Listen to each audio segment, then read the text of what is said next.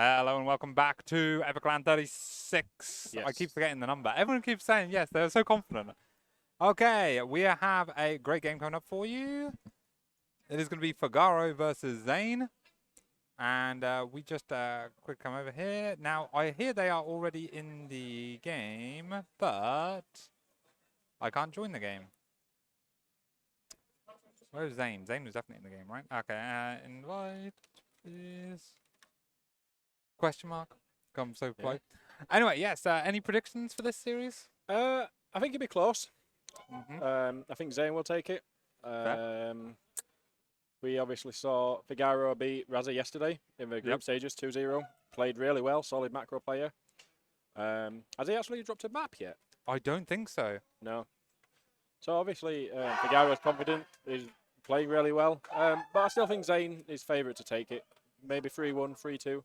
You think Zain? Yeah, I think so. I think Figaro's been playing really hot. Yeah. And I'm going to counter you there and say I think Figaro. I think Figaro 3-1. Yeah. 3-1. Yeah. But as long as they're really good games and they're interesting, we're all winners. Oh, yeah, that is very true.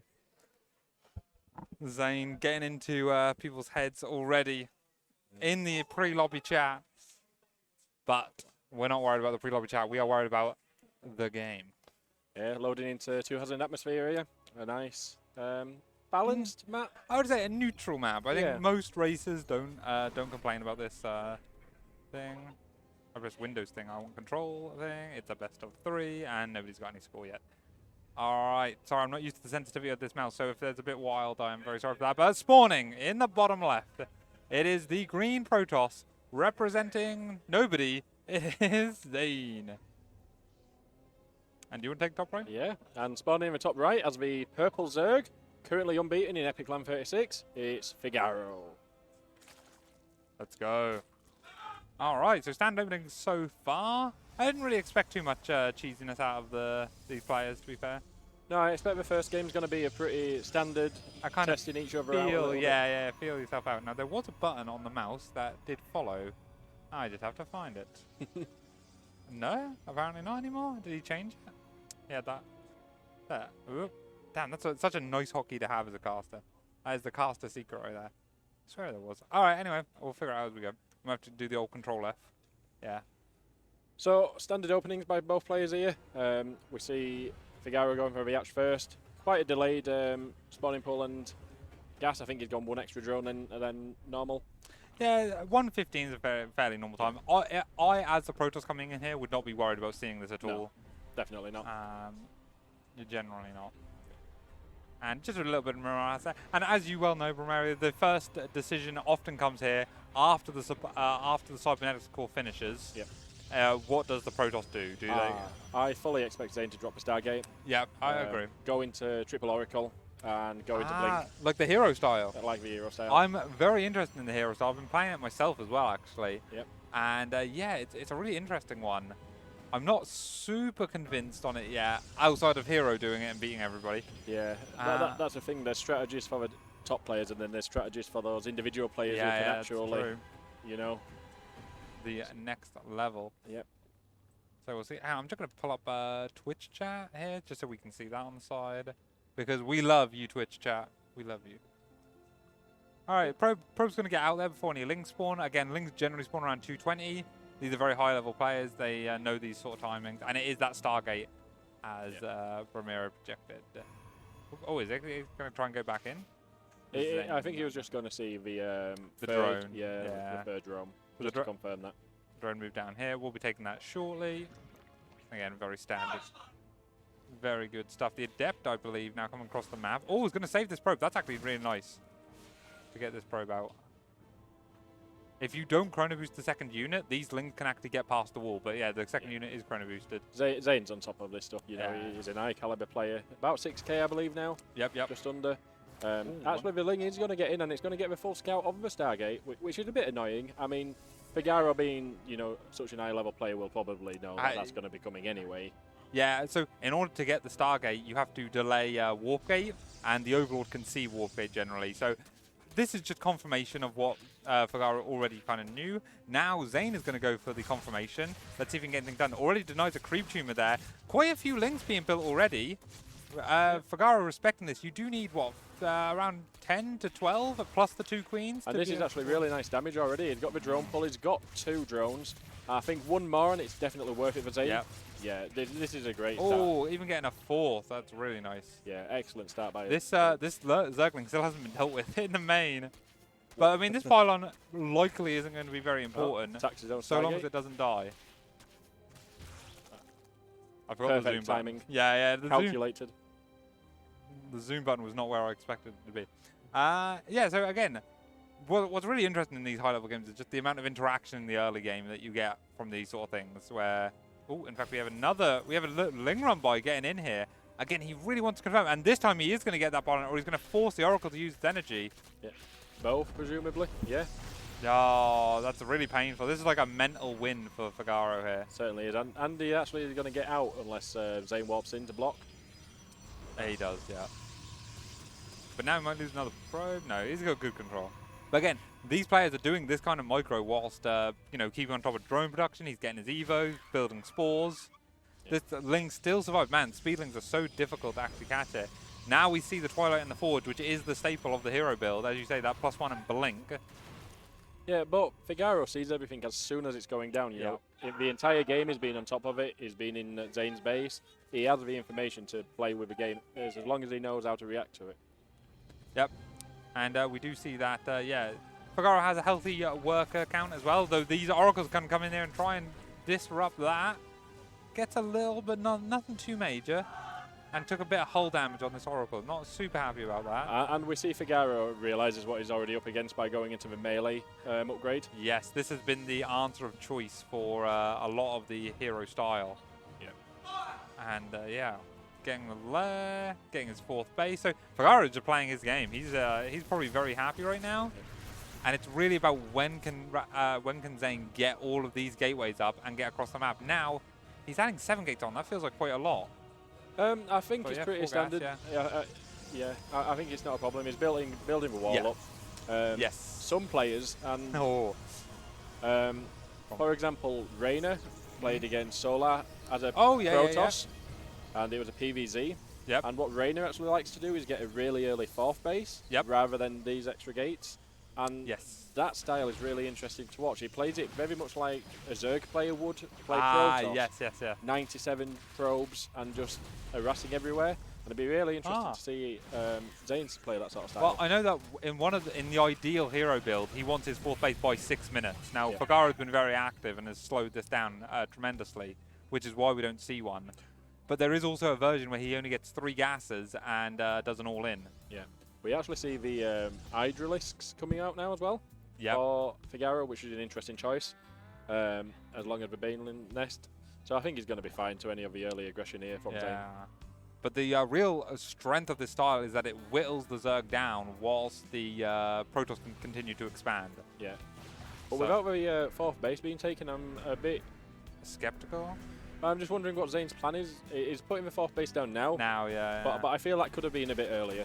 Oh, Zella gets caught out here. Again, these small little micro engagements just really makes a big difference. Khan's going to finish up here. This is going to give a lot of relief as the Blinkstalkers now finally go in. But Figaro's not prepared for it. He was getting ready for it. Yes. But it's just at such a time where he's not quite got everything that he needs. His Baneling speed isn't up. His Hydralisk upgrades aren't there. He does have the +1 melee done, but he doesn't have any Zerglings for it. Yeah. And again, these Stalkers are so non-committal. They can just walk in and blink away. Exactly. You shave off the Zerg units one by one while expanding, while teching up, while getting that economy up and running. And this is a lot of Stalkers to be dealing with. And this is where the build really starts to look scary for a Zerg player. He has to keep pumping units. He is on 74 workers, which is not a bad amount of workers, but you're going to trade not effectively. Yeah, I think typically you want to get to 77 workers if you can. I think that's a pretty is that the number? I have no idea. Might be wrong, I'm not a Zerg. But yeah, really nice timing here by Zain. Yeah, and again, getting that 4th base up behind it. So this is just a pressure, actually just a pressure build. You don't want to be losing too many of these Stalkers. As you said, it's very much non-committal, just shaving off units here and there. As we see, the follow-up to this is the charge and the +2. Now, the charge slots mean that he's going to start running around this side of the map. Maybe he can try and pick off this 5th base. Yeah. I'd also like Zain to go up to a 5th base as well already. Yes. You know, he's only building 2 workers at a time for some reason. So his Oh, economy yeah, that's isn't interesting. that. It's not booming quite as much. Exactly. Yeah. Yeah, I wonder if that's a hockey thing. In this case, I would probably even say take the top left. You know, he's attacking on this side, so he can just keep it expanding towards this thing because he's covering it so well. And then do the run bys on the bottom side of the map. The Zealots are joining the army here, which again is not bad for... Figaro hasn't represented the Banelings yet, right? Yeah, I think... Or at least not that many. No. Now he is. I think the Zealots were accident going into the main. Oh, maybe, yes. So it's sending them around now. But there's so much creep that I don't think they're going to do anything. You really want to be splitting that. Oh. Yeah, look at that. A small pack of Hydra and Bane. I'd really like to see Zain using his Observer to actually go and deny some of that creep on the right-hand side. Yes, absolutely. Because now he can actually rotate his main army round to this 3rd base and this unknown 5th base, and then send Zealot run-bys to this base. That's like, when you deny the Zerg vision like that, it's so good. And I think against this Hydra Bane style, I think getting the High Templars out for Storm is really beneficial. As we see all of these Banelings actually going to roll in and explode. Really nice stasis traps here, which is preventing Figaro doing too much damage, and Zain just backs out of it. Also, yeah, again, Figaro being super active, but Zain being on top of it with the Ling run-by at the same time. Yeah. Now we see this Zealot run-by into the 3rd while pressuring on the 4th. Well, the Banelings are about to come out of a stasis trap. Oh, this could be explode disastrous. everywhere. Wow. Doesn't get kills on it, but does take a lot of hull damage on these Stalkers. But these Zealots are going unchecked now. It's a massacre. Again, once this style gets going, it's really difficult to stop. Yeah. And Figaro hasn't had the space to go up to Lurkers. Hasn't had the money to get into like a super hive tech. It's really difficult. And we do see that 5th base coming up, as you called it, in the top left position for Zain. I really do like that. It's a nice platform to push from attacks. Yep. And now, again, Figaro's got to wrap around and really catch this army and put a stop to this one control, but that's a lot so hard to do. There's a lot of Baneling. And this is where I'd really like to see the Storm coming into play now. Yes. It's not a typical Aero-esque fashion, but against the Hydra Bane, if he'd had a couple of Storms make your life easier, exactly. Yeah. And he's actually putting the Templar Archives down now. He actually realises that fact. Yeah. But this is a big army, and Okay, he's going to get a lot of probes here. Oh, that stasis trap. Collateral damage. Stasis trap does a good job, but now Hydra's coming in. Is he going to go for the base, or is he going to try and trade out? Looks like he's forced to try and trade out, but again, he's going to lose all these Hydras before these Banelings can come off out of the stasis. More Hydras rallying in. I don't know about this, but he is actually winning the fight. Yeah, Zain needs to back out of this. Give this base up, and this is the benefit of having them additional bases. You know, if he had that 5th base at the bottom, yes, he could transfer to exactly, and he'd be fine and play that sort of Zerg style where, okay, I can't defend this base, I'll just give it up. But as we see, Figaro hasn't been droning. He's still on 63 workers. He's not that far ahead. So it's still a perfectly playable position here for Zain. I would say, I completely agree with you that if Zain had Storm here, even just now, if it was now finished, like I feel like it's in a good spot. But otherwise, this army is actually trying hard to take good engagements on when the Zerg is forcing you to take defensive fights.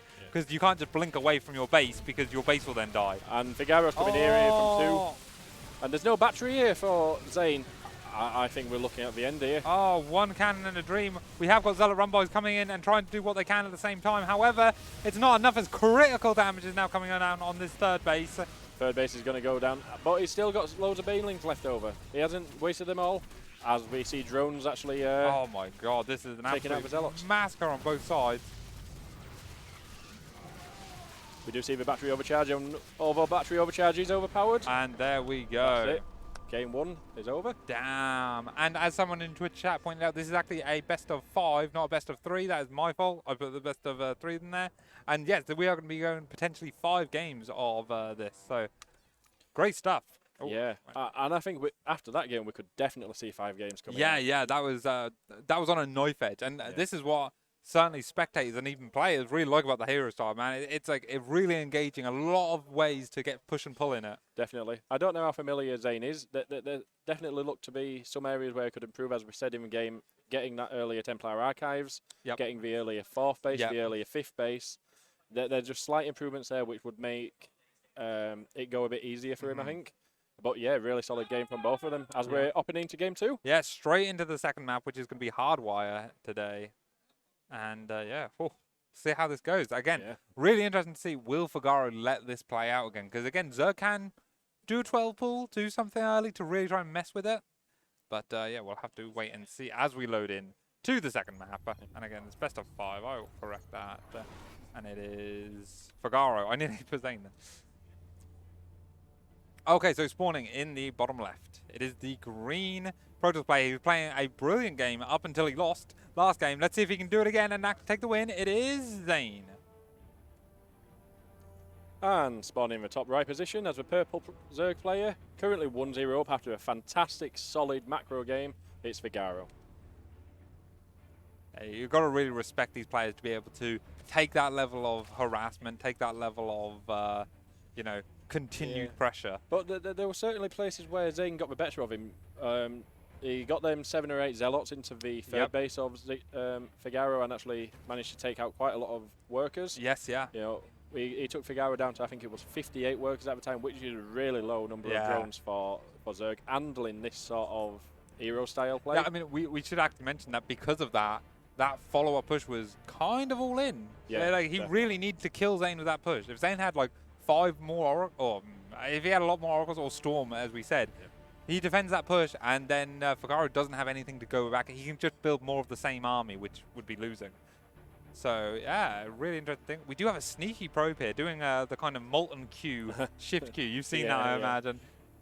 Yeah, Figaro's too good of a player to actually fall for it. He knows that Zain's not really much of a cannon rusher, so he's not going to fall for it or pull it. Yeah, that's very true, very true. Playing against his reputation there, but if he could cannon rush well, he would be really scary. Yeah. As we just see a standard game coming down, waiting for the Protoss to decide what to go for. I'd like to see Zain not open Stargate, to be honest. Yeah? He didn't get much done with his initial oracles. He got the scouting information, you know. He didn't get any worker kills. And I don't know how comfortable he is with playing that style.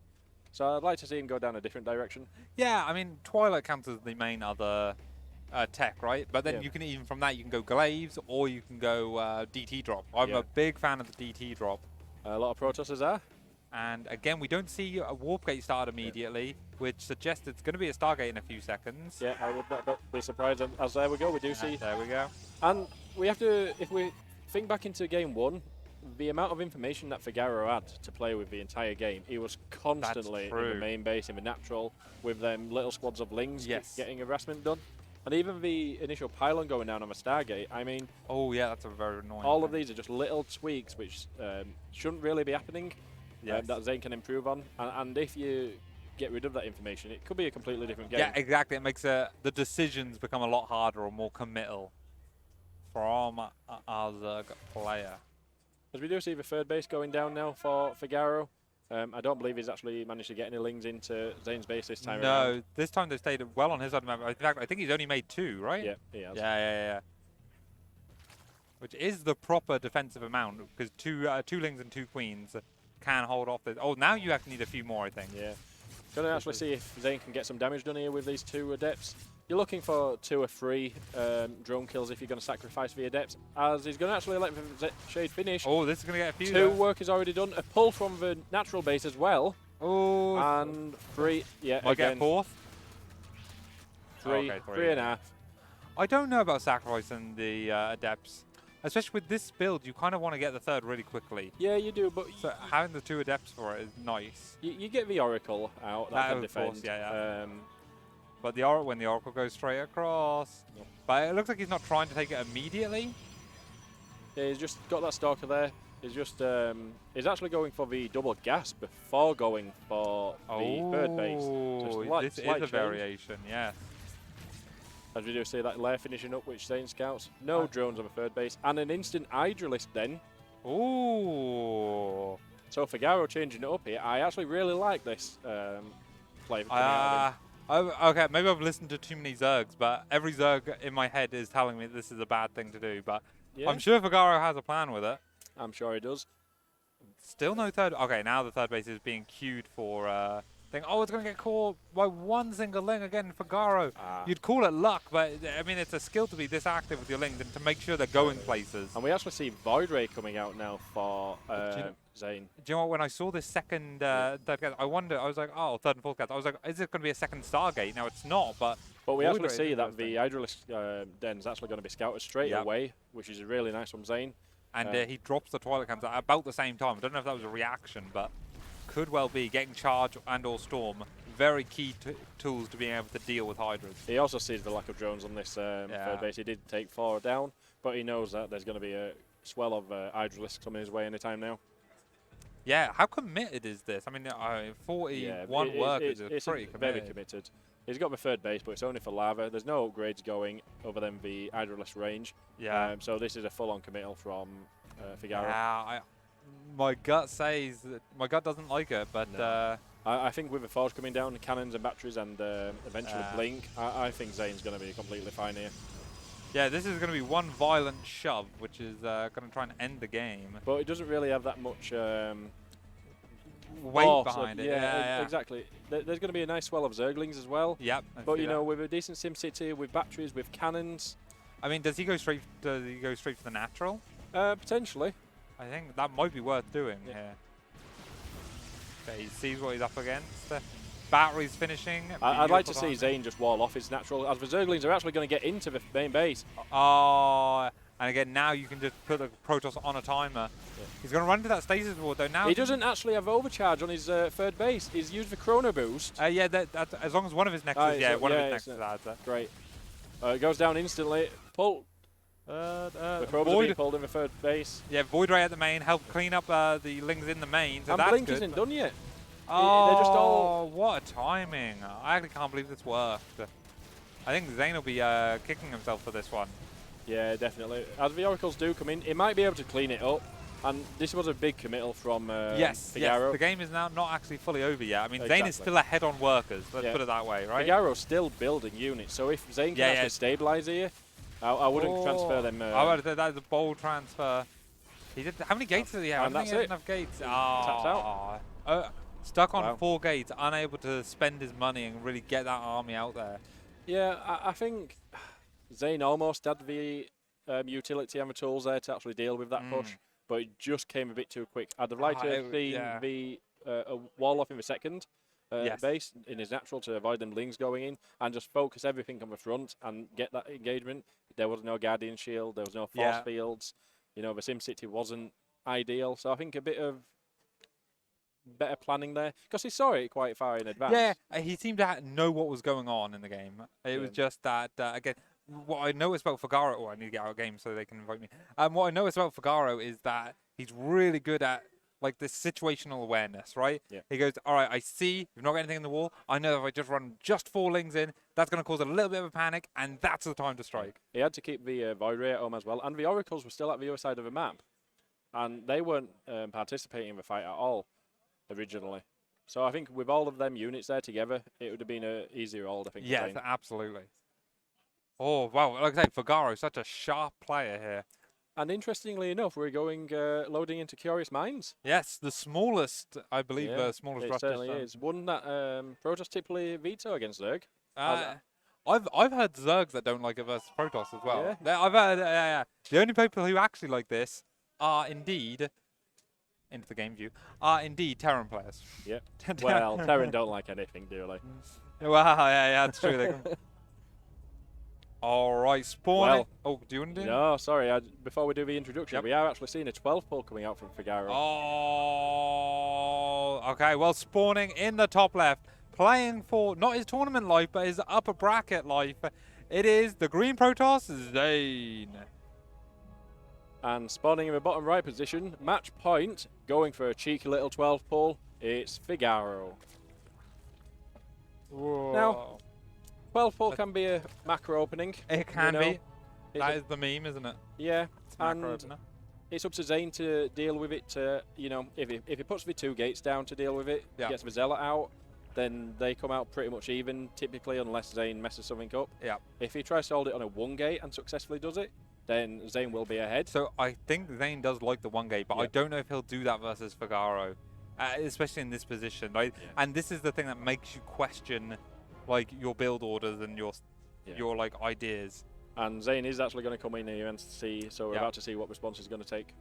So I know that whenever I've asked help from Zain on these sort of things, he's very adamant. Continue building workers, don't get supply blocked. Yeah. So I really want to keep an eye and make sure he is true to his principles in this tournament setting. And he is actually only going for the 1 gate response and the second pylon in the wall.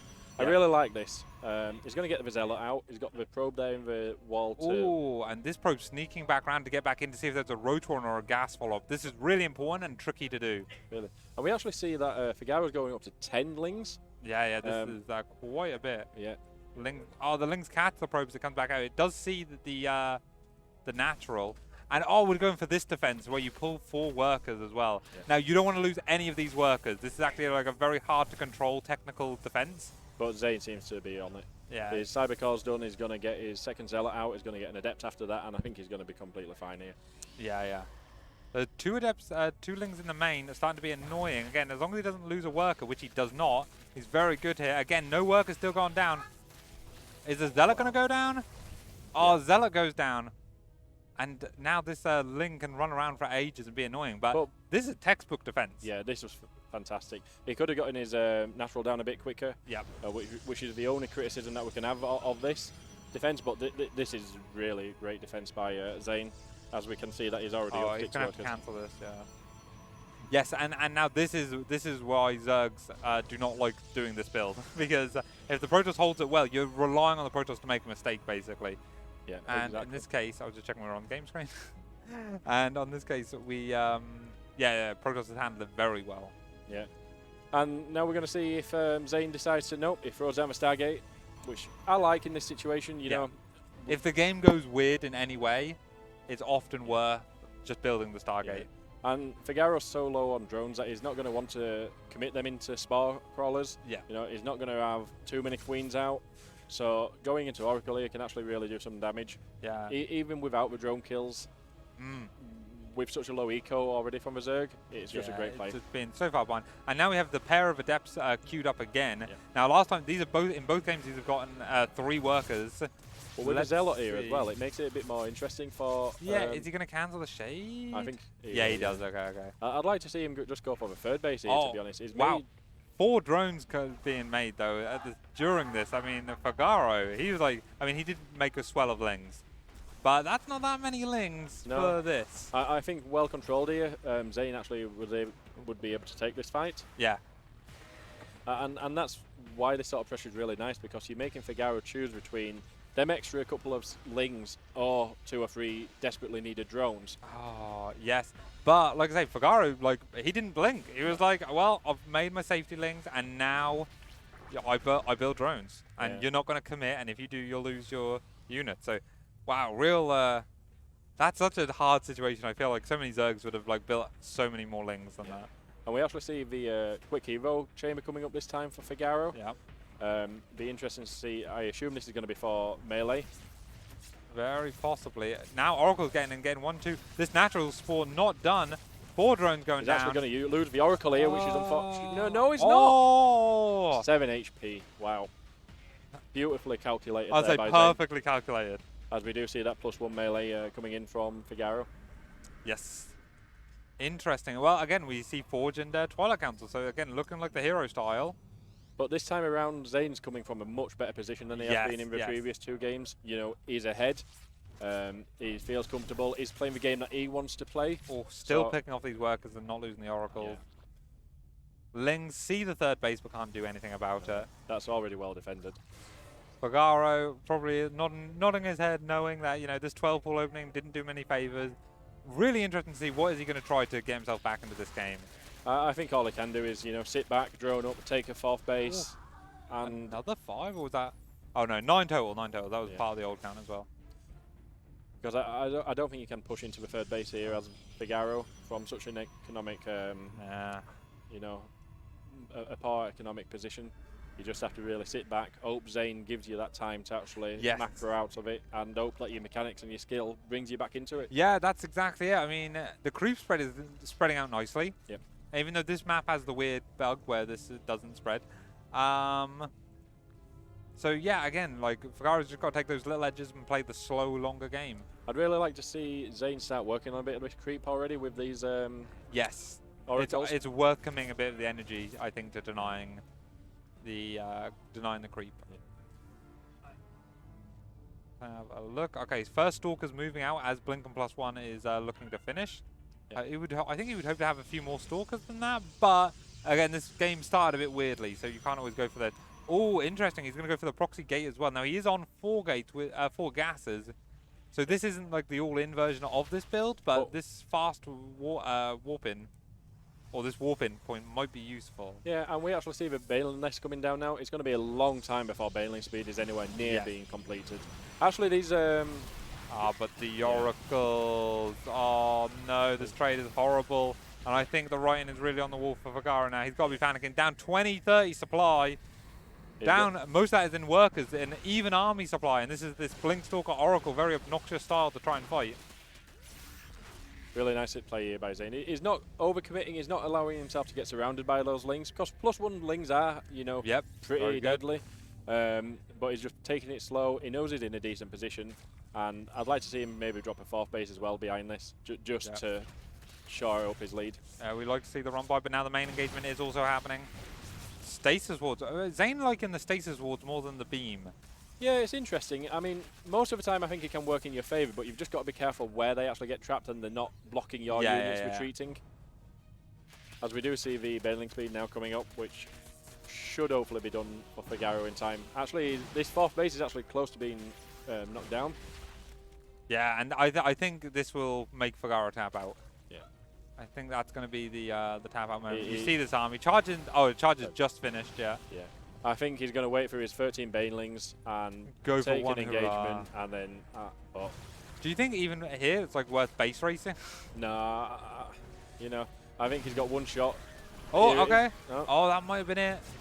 But I think he saw the stasis in the back and he was a bit afraid. Yeah. Actually, all of his zealots are actually going down quickly to the Zerglings and the Banelings. This is a really quite nice engagement here by Figaro, but I just don't think there's quite enough. As we do see all of the Stalkers actually getting quite close to being taken down. And Figaro is actually going to clear this up almost.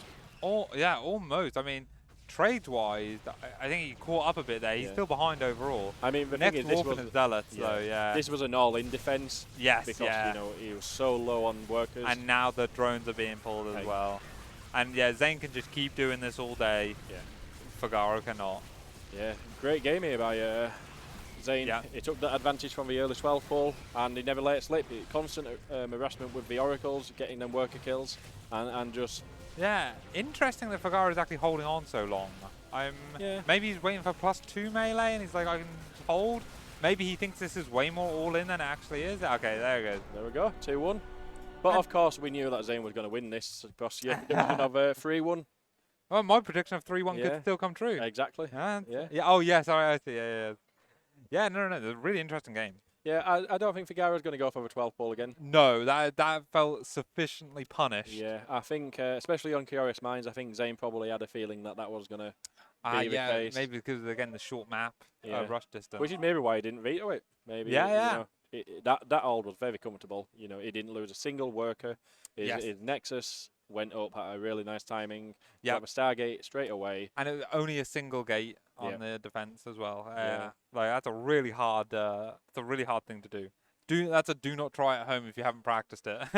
You need a Zerg buddy and you need to practice that. You're gonna lose a lot of MMR if you're gonna try that defense ladder. I build the second zealot. I build the second gate, second zealot, and just go into 4-gate after that. No problem at all.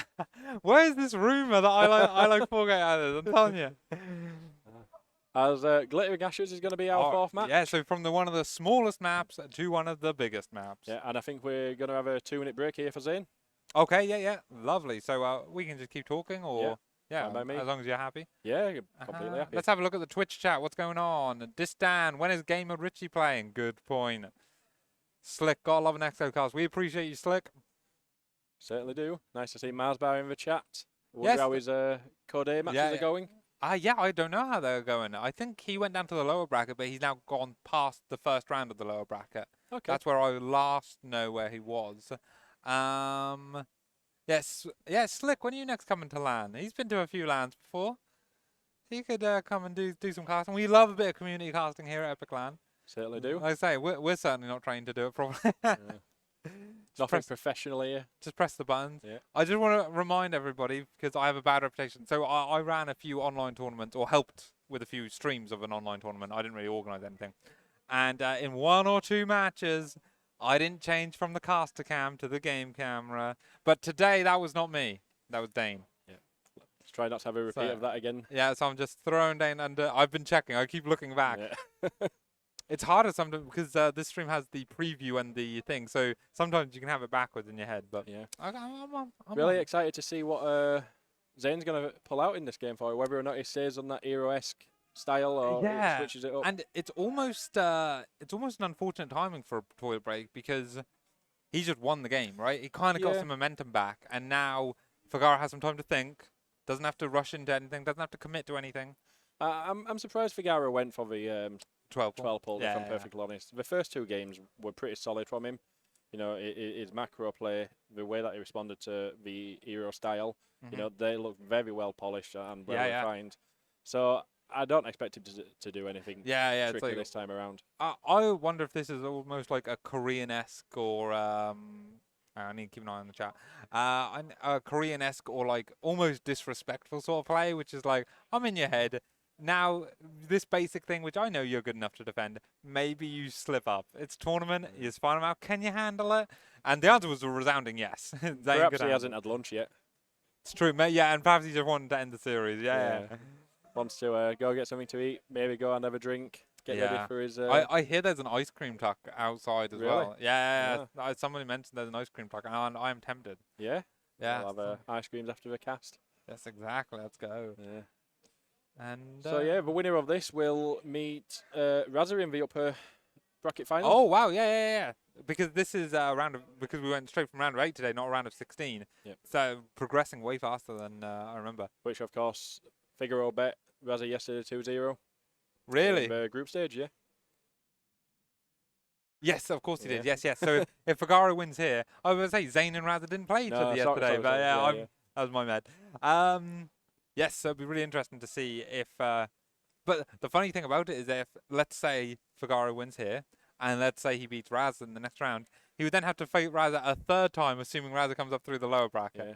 So be interesting to see Razza versus Zain in the lower bracket if it gets to that. Yes, the Seka brothers having to knock one another out is a bittersweet thing. And they are brothers that are willing to do what it takes to win. So yes. Of course, completely hypothetical. You know, Figaro still got to take a map from Zain to make it up into the upper bracket. Yes, we are getting a bit ahead of ourselves here. And like I say, Zain definitely has a host of builds, a host of styles. Yeah. And I mean, on this map though, I don't know what. I hope we don't see Sky Toss. I'm not a big fan. I'd love Zain to just cannon rush. If I'm honest. Wow, you know, what a call out. Figaro's just gone in for a 12 pull. He's going to play safe. He's going to go 16 arch. He's not thinking, you know, Figaro's going to play safe. I'd love to see that Forge go down. Nexus first into Forge. Next, the 4 Yumi start. Oh, actually, so there's a funny story about this. So there's a like 4.2, 4.3, maybe higher, Protoss on ladder called Doctor. Doktor. And Doctor did this to me. He did Nexus first cannon rush in PvP. And I was that's so stupid. I'm going to do that. Yeah. So I did it, and I showed Roscoe it, who's been playing here. Roscoe did it and beat 4 Yumi with it, and 4 Yumi said it was genius. Yeah. And that is the trail back. Maybe someone showed Doctor it. I don't know.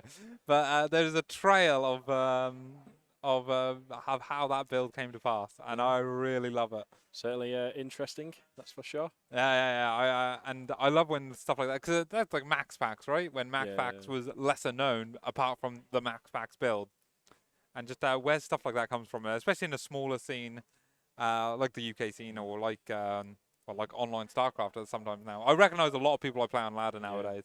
And I think these sort of strategies are, you know, crucial to StarCraft. Not everyone needs to play meta. Not everyone needs to play, you know, how the pros play, how the Koreans play. Absolutely. I think a bit of creativity, a bit of, you know, imagination there is really what brings StarCraft alive. Also, while we're on this, I want to bring up a thing earlier. Since we've got some downtime, I mentioned earlier in a PvP about Sentry Stalker openings, right? Okay. So Sentry Stalker, very standard, very thing opener. Yep. I think the biggest weakness of this is that it displays to your opponent that you're not going to do anything aggressive. Yeah. Right? There is a guy called Ralph on the ladder. Ralph, I'm calling you out. If you're watching this, I'm calling you out right now. Ralph does this every game where he goes Stalker Sentry, he scouts your base, literally walks into your base, walks out, proxy pylons 4 gates. Wow. And it has caught me off guard more than once. Because he goes Stalker Sentry and I'm like, I'm not going to get a shield battery, I'm playing greedy. Do you not watch for pylon timings? No, he gets his second pylon in his base. Okay. So this is like a third pylon on the map. Yeah. And you go Stalker Sentry, yeah. It's not super convincing, but it's like convincing enough that if you're not paying attention. Yeah. But now, Ralph, I know you. I remember, I think it was around the time of the last Epic LAN, so February, March time. There was like a 5.2k player, Protoss player on ladder, who would go double proxy Stargate. Oh, right, yeah. But he'd proxy the Stargates in different locations. So you'd scout one of them and think, oh yeah, fine. As we're hopping into Game 4 now, I believe. Hang on, I'm not in the lobby chat. Are you... Oh my god, I can't open this both already. Oh god. As unfortunately it seems like Zain had some toilet issues. Maybe we really will get that cannon rush. Apparently, the queue for the loo was too long, so Zain just came back. So he's like, you know what? I'll just win this. Oh, even if he wins this game, it's 2-2. So yeah, it is. I'm not sure I'd, with the pressure of match point and needing to go desperately. Well, cannon rush is what this is setting up for, is all I'm saying. We will hop into the game, and it is, yes, 2-1 to Figaro. Currently, best of 5, and that is 1, and that is 2. Okay, well, I need to get a bit closer so I can actually mouse.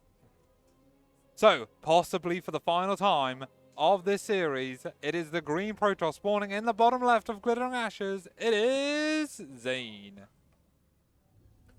And spawning in the top right position, see no natural spawning pool timing this game around. It is Figaro. Gotta love to see it. So what are you expecting to see this this match? Well, now, honestly, it wouldn't surprise me if Figaro tries to play the long game. Yeah. And Put Zain under a bit of pressure. Put Zain under a bit of pressure. You know, you've got to take every advantage you can get. Yeah, I wouldn't mind to see that. But maybe that is Zain's plan, so he can go into Sky Toss. Yeah. Maybe the queue for the loo wasn't actually that long, and he's already, you know. Zain is one that likes to put mind games on your opponents. Exactly. So we will have to wait and see it. But so far, everything's standard. And again, Zain sets up his walls. I noticed this in the first game, but I didn't actually figure out why. He sets up his walls like this, so if this is a 12 pool, he can do the cybercore here and one gate defense. Yeah, certainly an interesting walling style. I quite like it, actually. I think it must be weaker versus Baneling Bust, but Baneling Bust are so rare that they're probably not worth worrying about. And Figaro not bothering to deal with this mineral harass. I guess he doesn't care so much. Oh, that's interesting. He's just telling Zain, no, have it. I don't need the minerals. Again, a lot of a trap for lower level players is that they try and do this and then they mess up their own build. So be aware of what you're doing, kids. Yeah. If you got the APM spare, it's nice, but don't delay your cybercore or your Nexus because of it. Yeah, absolutely. But no problems with that this game for Zain. He's getting his second gas, second pylon as the cybercore finishes, and we will see what his tech of choice is going to be. Will be really I don't think this is a great map for Glaives necessarily, but you can do it, and I think that would be a good mix-up. I think it would. I don't expect to see Zain do it. No, I don't think I've seen him play Glaives before. I'm sure he's got it in his arsenal. I'm pretty sure he's done it, but not on this patch. Yeah. And the only thing as we've seen the Stargate going down again. Yeah. So again, we've seen two different responses from Figaro. Both ended up being successful versus this. So we'll have to wait and see if he has a third response or if he's going to go, no, this Hydra timing actually just kills you every time. Yeah, Zain didn't really seem to have a grasp on how to deal with that properly. He almost had the ability to deal with it, but just wasn't quite, the timing of it wasn't quite there. So maybe Figaro does actually recognise that and go for it again. Yeah, very possibly. I mean, it didn't feel great to me, but I mean, or on paper it didn't look great, but yeah, it hit perfectly. Yeah. If it gets the win, it gets the win. Exactly. Yeah, you've got to respect that. We do have the adept pair again coming up here, so let's see what they're going to do. Now again, are they going to get 3, 4, 5 drones? Yeah, it's been consistent damage every game. Yeah. That has got them in his main base. Actually, we see quite a lot more Zerglings this time around. So Figaro actually adapted to that. That's almost a worrying amount of lings. So saying that, I normally only go 1 adept. So if I saw that amount of lings with 1 adept, I'd be worried. Yeah, I think it's fine. He saw that drones were coming out still, and there wasn't another swell of lings. So I would say, yeah, seeing drones pop after that is a nice confirmation. Yeah, and he actually just puts that 3rd base down and doesn't commit with the adepts this time. I'd love to see it. So now we should expect a double gas and then Twilight Forge, I believe. Yeah, I think so. He's going into that 2nd and presumably 3rd Oracle eventually. The gases are going to be coming down any time now. And yeah, looks like we're going to presumably go into that same sort of style. Yeah. Again, really interested to see what he's going to do with it. He does come in, see the lack of drones again on the 3rd base. Sorry, go on. Yeah, 4 minutes. I don't think that's too surprising. No. But I think in the back of his mind, he might be just a little bit concerned of the Hydra timing again. Of course, yeah. Yeah, well, he didn't go in the main to check if there was a lair here. But we actually see something different, which is the Roach Warren this time. And if Zain had gone for the glaive build, as you know, yes, this would have been a really good call by Figaro. Well, I mean, not if it was this late, but yes. I think the depth build would hit around now. But yes, either way, Figaro, very shrewd player. I'm sure he was aware of the possibilities and played accordingly. And we actually see Charge and Double Forge coming down this time from Zain, so he is mixing it up. My lord. So yeah, the Double Forge, getting the Double Forge together is a way of doing the hero style. He loses the Sentry there. Yeah, that's a nice pick off. But is it going to be enough? Tries to get into the natural, not going to happen. Figaro not going to let that happen. Still got Oracles roaming around the map. Figaro actually has no clue of what's going on in the main, right? This could be charge and 10 gates, which is always a scary thing. And we're already up to 6 gates. And he's making workers still. My lord, the Zerga's not that greedy because it's only 530. Yeah. So it's not that extreme. And he is going into the +1 melee damage. So the Roach Warren was just a safety Roach Warren. Okay, yes, that makes sense, yeah.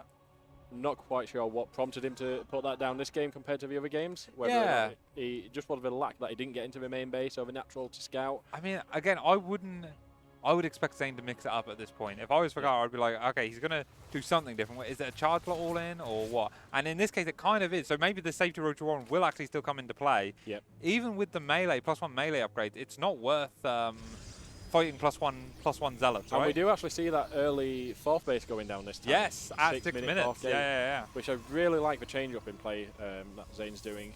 He's going to put that pressure on with the charge lot while getting blink. Yeah. And his +1/+1 is well on its way to being completed. Yeah, so the charge, I guess getting charged was just like a safety thing, or maybe it was maybe he was looking to see if he could punish greedy sort of thing. But I mean, it's a pretty decent opening if you're against the Hydralisk, I believe. Yes, and maybe he was just being doing an alternative path to counter that. Whoops, and we actually see Roach Speed and a bunch of Roaches being made here to defend this push.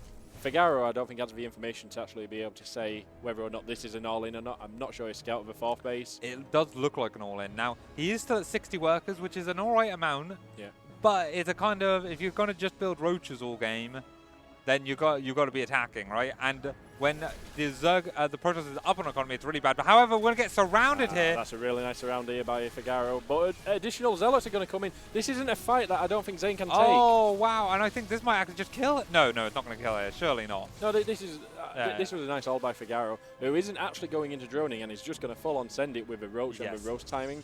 Zain needs to be really careful here. You know, so, it's when you poke the beast might come back. Zain's committed to a late game. You know, he's going for the +2/+2. He's getting his blink, which is going to be done by the time that this pushes out. Oh, but once again, I like this for Zain. Right, like Roaches are attacking into Oracles. He's still building Oracles, right? Yeah, and if Zain can just hold this initial aggression, he's going to be completely fine here. And he doesn't know it. He's sending zealots across the map, not knowing how all in Figaro is in this situation. Saying that Figaro has gone up to 64, I mean, that's not a great amount still. Yeah. sniping off this fourth is a good start, because if he snipes off this fourth and then builds 15 drones, he can just play a macro game out. I don't think he's going to get the fourth base. I think. No, he's not. You're right. Again, Zealot Stalker Oracle coming in. However, it's close. I don't think he's going to have enough. While he's actually doing a lot of damage on the other side, this was a really nice call by Zain to split them off. Yeah. He realised that he had just enough to defend his fourth base while actually able to do crippling economic damage at the other side of the map. Yeah, now this feels really bad for Figaro now.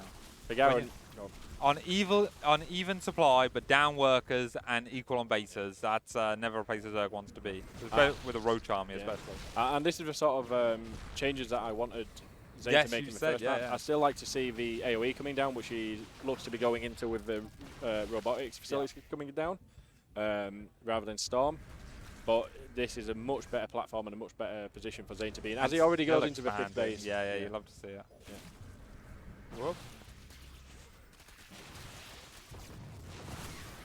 Okay, not going to catch these oracles. That would be very nice to catch these oracles. But where is his queens? Oh, Figaro lost most of his queens, so he's had to rebuild some. But he doesn't have the money, it seems. Now starting 2 more. He's only got 1 queen on the field as it is. All he can do is run across try and bait. He is going to get 1 oracle with the. That was a bit sloppy there for Zain. Perhaps distracted somewhere else at the same time. +2 melee is going to kick in. If Figaro's path, he needs to get Baneling run bys to dramatically decimate essentially Zain's economy, and then maybe he can start clawing his way back into this game.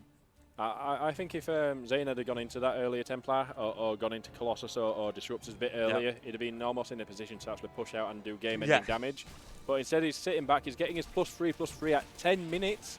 Yeah, that's a fast timing. Which is going to be great for him. And he's still putting that pressure on. You know, Figaro's not really at a drone count where he's too comfortable. It's still a bit low. Yeah, it's 14, now 12 lower than the Protoss, who's actually go on 5 base economy. With a 6 base nearly there as well. Yeah, it's a lot of bases. And again, I'd like to see some of these Zealots just taken away and put back into the 3rd base. Because Figaro seems to be quite susceptible to that sort of run-by damage. Oh, what? Like he heard you. Here we go. It's going to do the main engagement at the top there. He is just going to blink back from that. However, that's coming around here. Yeah. Oh, what a good little set of units to have ready for that. Yeah, that was almost perfect. As we actually see an engagement here by Zain, I'm not sure this is the trade that he's looking for at the moment. He's just essentially donated 15 Zealots there for... Let's get the old shift locks up. So, yeah, not that much dramatic. Zerg has lost a little bit more. 35 Roaches, 45 Lings. 52 Zealots have gone down there. That's most of the where most of the mineral loss for Protoss has come from. I mean, Zain is in a position to take these sort of trades because he does have that really strong economy and the really high worker count. But even so, you don't really want to be chucking 15 Zealots into... No, nothing. 50 Zealots is a lot. As we actually see the Spire coming down for Figaro, but a huge warping of 10 Zealots into the main of Figaro here. This is going to be really difficult. Is that Spire going to see the light of day? I don't know. See this getting taken off. 9 drones. And I'd love for Zain to push into 4th base and try and snipe it down here. Yeah. Figaro being on point with trying to handle both of these, but no, now he pulls everything back. It's a huge F2 moment, and this is going to be Zain's chance to actually get the 4th base, which he does. And he's just going to blink out of there, take the trade, and run off back home. You got caught F2ing, son. And the Spire might technically finish, but to what avail? So round coming in. Okay. Oracle, Oracle's just going to clean all this up. Actually, all of the Oracle's going to get hit by the Ravager Biles. Sloppy play there by Zain. Zain might be getting a little too ahead of himself. I mean, is this game throwable? Yes, absolutely. These games are quite fragile. However, another Zealot run by into the 3rd base, which is where all the... and a warping in the main base as well at the same time. This is relentless pressure here coming from Zain. You love it. You love it. When you're playing this style and you get to this, you feel like an absolute god. You're just everywhere. Zerg can't split his army effectively. Not too sure that he wants to be too far on creep there. You know, there's still a lot of Banelings without any buffer for the Stalkers here. Yeah, all the Oracles are somewhere else. They're still up here, apparently. And he's actually going to lose all of these Stalkers, more or less. Yeah, but the soup does not lie. And it is 50 up. I don't know if Figaro is quite aware of how many bases there are. I know he is aware. The issue that Zain has is that, yes, while he is 50 supply up, that's all in workers. That's a good point, actually. Yeah, that was actually all in workers. Yeah, Zain, the army supplies were. takes the win there. Figaro actually taps out. Yeah, yeah. I think he knew that was not a clean game for Yeah, him. great there. Great game there by Zain. I think very momentum based. You know, Yes. he got advantage after advantage. He was always up on workers the entire game, which isn't something that you often see as a No, as a Protoss. That's why this this style is so meta, sort of shaking, right? It's you're playing Protoss pretty differently, and the goals of Protoss are different, right? You're not getting one powerful army that you sustain. It's sort of much more of a throwaway zealot whilst keeping a core ball of stalkers and having a better economy. Than You're playing it very much like a Zerg, an high economy, higher RAS, multiple places of aggression. It's really funny as well because one of the styles I've struggled with versus this since I've started playing it is players who are defensive. They get like 4 bases of Zerg, and then they get lurkers, and they just stay really defensive, and then they just push with a bunch of lurkers, and suddenly they're the Protoss, getting 4 bases, their strong army together and pushing out. So here we are, all tied up 2-2. Oh, and the 5th map is going to be Berlingrad, back to a shorter map. Yeah. With some interesting attack path. Oh, I don't know if I like this as a 5th map. No, it's not the map that I'd choose for a 5th, going into it as a Protoss player. Yeah. But, you know... I mean, again, if Zain can assert some... Zain is going to try to go to the loo again, so we might have a few minutes again. Yeah, if you can assert your dominance early on and get your style up and running, then you can take advantage of those short rush distance, warp in from your 5th base and just run straight through. Yeah, and of course on the other small map, Curious Minds, we actually saw Figaro go for the 12th pull. Of course. I don't expect him to do that again at all. That was well and truly shut down. So interesting to see what style Figaro plays for there. What was the difference in game 4 to game 2? So game 2, Zain had a pretty good start, went into the hero style, and then just kind of got swarmed at one point and lost. Took too much. Game 1 instead of game 2 was the Hydralisk. Oh, sorry, game 1. So I think the difference is that Figaro played that last game without as much information. He had to put that safety Roach Warren down. He didn't get the Hydralisks. And then the charge timing was a bit weird. And Zain went charge instead of Blink. He got the really quick 4th base. He got the really quick 5th base. He got the double upgrades. And he just played a bit more... I'm not going to say greedy play. Yes, but it was a bit more, okay, I am building for you can play that when you've got the information, right? The confidence that you can just do something like that. As long as he knows that the Hydralisk all-in isn't going to be coming his way, then he was happy to play it, and which he did because he was able to scout with his oracles. Yeah, and that adjustment to get charged first, specifically just to catch anything like that, is it's really good. Obviously, it makes your actual presser a bit later, but because you're forcing the Zerg to build roaches, then it's actually not that bad. That's a really interesting adjustment. And I think the really game-changing part was when there was a small squad of Zealots and Stalkers attacking Figaro's 4th base. And he split like 7 Zealots off to the 3rd base of Figaro and took 18. But we've seen that consistently throughout the series, that Zain is able to get this economic damage done anytime during the game, whether it be the earlier depths or the run bars. Or oracles. On. Yeah, and again, it's really high level play, and that's credit to Figaro for game 1 for holding all that and then managed to muster up a counterattack to win. Yeah, I'd have liked Figaro to play like he did in game 1 in this game. I think the roaches don't particularly work so well against it. Yeah, but again, now you have to ask yourself a question: does he do it for a 5th time in a row? Stargate? I think so. He's got the confidence, it's working, it's built up, and it is a very confidence, style play. You want to trust in your abilities to be able to multi-harass. You need to have that control over your units. You need to be able to deny the scouting, and as long as you feel that within yourself, I think he'll go for it again. Yeah, no, that's good stuff. Where's the stream PC? Where is it? Is it that one? Yeah, I think it's that one. Nice. All right, cool. I might nick the replay. Yeah. Sometimes it's worth. You've got casting perks. You just like plug in a USB real quickly. Just copy the replays. Yeah. Take them all. Watch them later. Okay, Zain is back. Good stuff. Oh. Go. Good luck, good luck. We'll just say good luck, good luck. As Confirm. the countdown for Game 5 is well and truly on its way. Yeah, really good. Really interested to see this. I am now very torn. I have no idea who's going to take this. Yeah, we both thought it was going to be a very close series, and it turns out that is. Yeah. I mean, I thought it was going to be close, but I thought close, but I was more confident, way more confident in Figaro. But yeah, this is now anyone's. Yeah. Of course, Zain up for the reverse sweep as well. Oh yes, you love to hear that, don't you?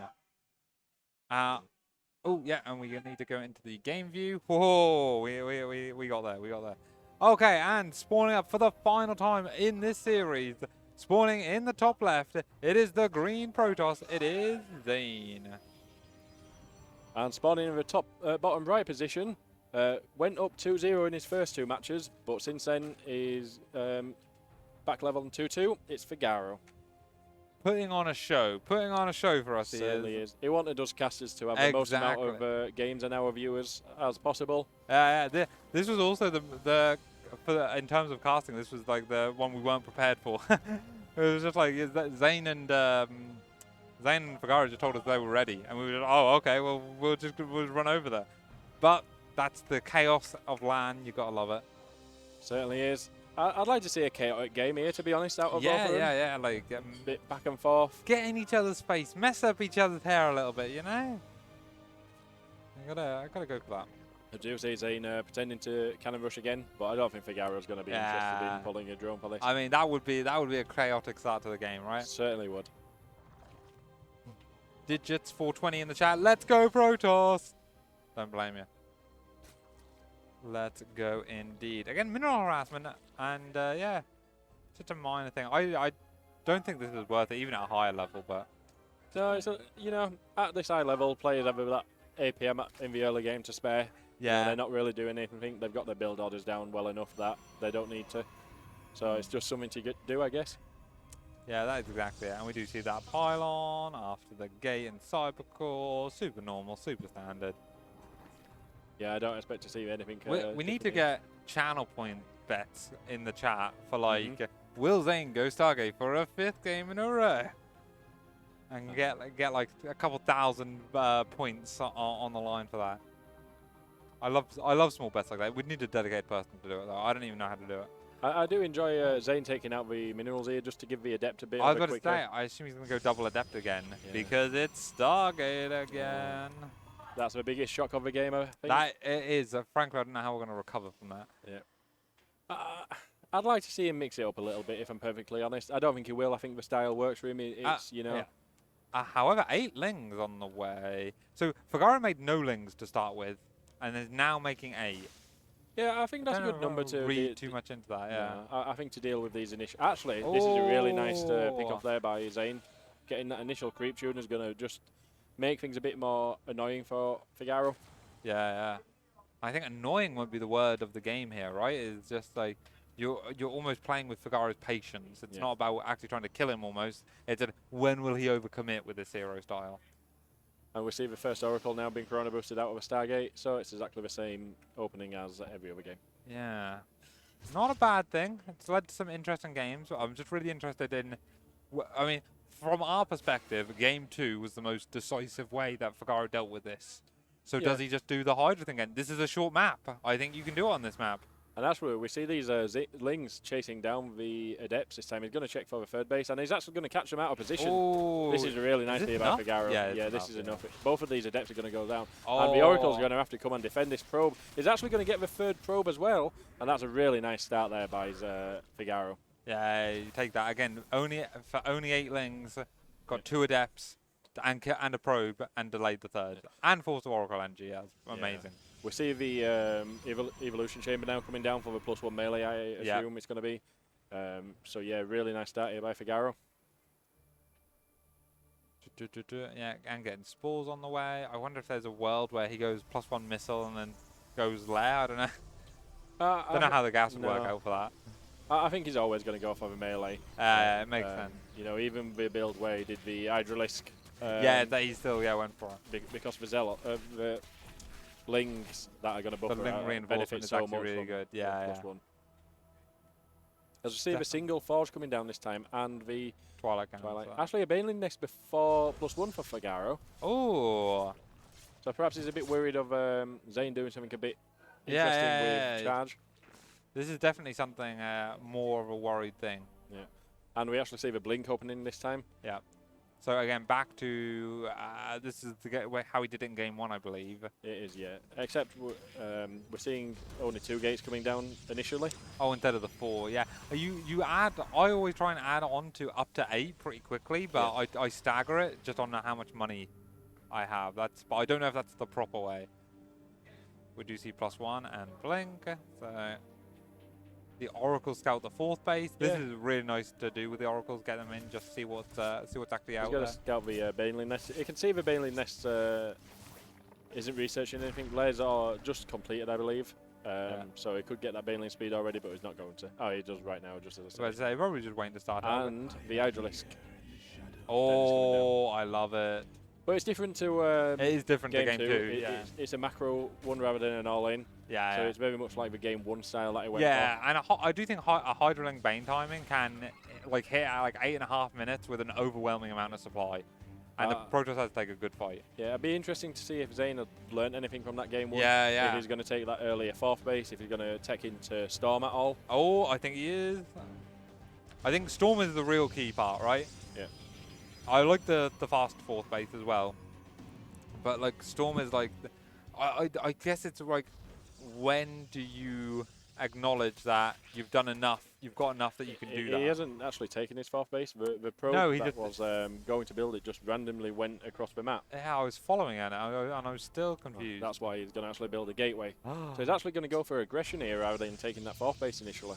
I mean, I don't hate it because there's no roaches this game, right? No, there isn't, but there's going to be Baneling speed. There's going to be +1 by the time yeah, actually, yeah, this ends up being about a better army, to fight it. Yeah. So I think Zain has to be really careful about what he's going to do here. It's nice to deny some creep and put some initial pressure on, but I don't think he's going to actually get game-winning damage here.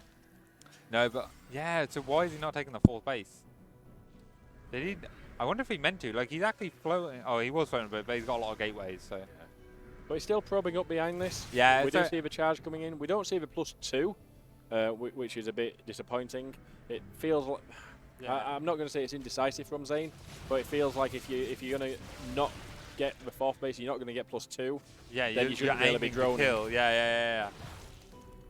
Charge about to finish up, and he is adding charge lots in. And again, we've seen him do work with this, but staying on 64 workers, and again, 64 is not a bad amount, but now the 4th drops.